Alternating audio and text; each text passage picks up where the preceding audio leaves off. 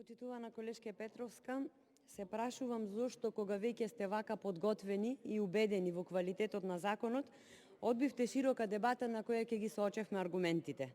Ние не можеме да очекуваме доверливи резултати кога имаме толку многу спорни моменти и толку многу недефинирани клучни прашања и поими кои ги споменуваме во сиве изминати денови додека траат дискусиите за пописот.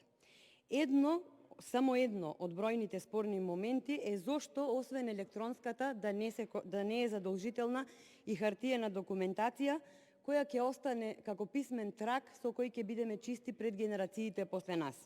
И самата спомнавте дека софтвер како софтвер утре може да го снема, исто како што го снема софтверот на ДИК во моментот кога ни беше најпотребен. Нам сега најмалку ни значи тоа што била отворена постапка за тоа што се случи со софтверот на ДИК, бидејќи замина возот и за жал вие сте каде што сте, а ние сме каде што сме. Ова се премногу дилеми, почитувана колешке, заради кои бараме одложување со цел квалитетно и веродостојно спроведување на она што утре треба да биде нашиот патоказ. Се согласувам сосема со вашата констатација дека со пописот точно треба да дознаеме колку сме и каде сме. Ама за да биде доверлив и реален пописот, ние мора да знаеме на колку точно жители ќе се однесуваат резултатите до кои ќе дојдеме, но резиденти, а не државјани. Драстична е разликата.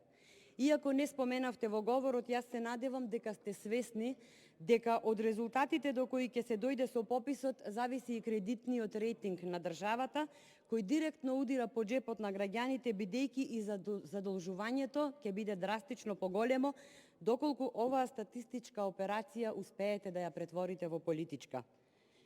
Со ваквото однесување, вие буквално наговестувате фалсификат затоа што со одбивањето на нашиот амандман со кој баравме да се прецизира и да се отстрани можноста за манипулација при давање податоци за лицата кои се надвор од државата, со упорното сокривање на методологијата и потребата за постпописна анализа на резултатите и на податоците и така натаму, вие не убедувате во се, освен во фактот дека пописот ни е потребен за процена на статистичко-економската кондиција и капацитет на државата, за да може попрецизно да се прават планови и проекции за развој.